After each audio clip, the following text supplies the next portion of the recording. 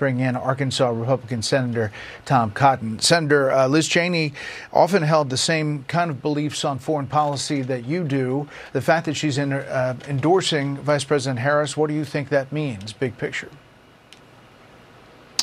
Well, Brett, just 4 years ago, Liz Cheney publicly said that Kamala Harris was unfit to be the commander-in-chief, would be dangerous for America and dangerous for the world. And I don't think that Donald Trump has changed in the last 4 years. I think Liz Cheney has changed. I know Kamala Harris hasn't changed. You just mentioned that she served on the Senate Intelligence Committee, Senator Coons.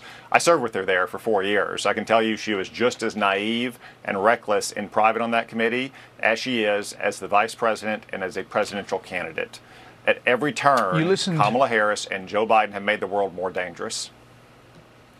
You listened to Senator Coons there, defending the Harris record, how they're handling the Middle East. What's your reaction to that? Well, what Senator Coons described is not a record I'm familiar with, Brett.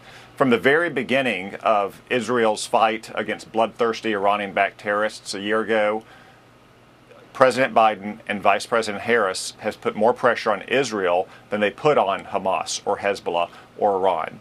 You know, Senator Coons said that they celebrated the killing of Hassan Nasrallah, Hezbollah's terrorist mastermind.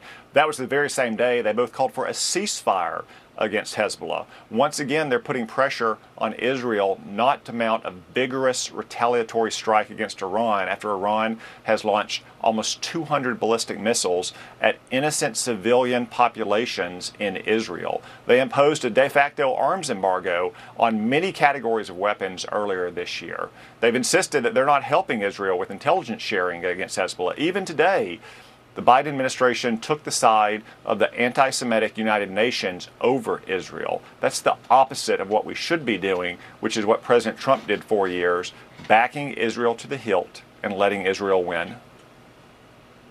Here's a question that the former president was asked about Iran and his dealings with Iran in Wisconsin on Tuesday. Take a listen.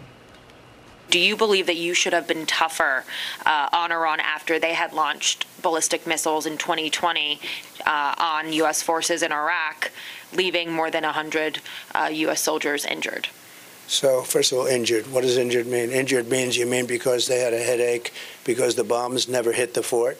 So just so you understand, there was nobody ever tougher in Iraq. Obviously, many organizations, Reuters had this headline, February 10th, more than 100 U.S. troops diagnosed with brain injuries from Iran attack. And there's criticism about that answer and about the policy. Your response to that? Sure. Well, Brett, President Trump is right. There hasn't been anyone since Ronald Reagan who's been tougher on Iran. President Trump ordered the killing of Iran's terrorist mastermind. By the end of the Trump administration, Iran was down to just a few $1 billion left in foreign currency. President Trump is contrasting the Americans who have died on Joe Biden's watch, who have been killed by Iranian-backed terrorists throughout the Middle East, or the Americans who were killed in Hamas's attack on Israel or who are still held hostage to this day. Nothing like that happened on President Trump's watch, in part because Iran was scared of America when President Trump was in the White House. Right now, they think they can push around and walk all over Joe Biden and Kamala Harris. Senator, last thing very quickly, just crossing the wires.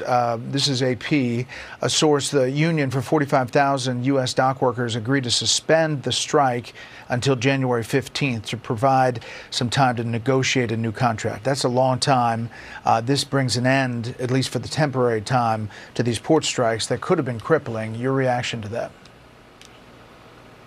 Well, I don't know the details of the agreement, but it's welcome news. We don't want to have even more inflation and shortages of goods piled on top of what Joe Biden and Kamala Harris brought us.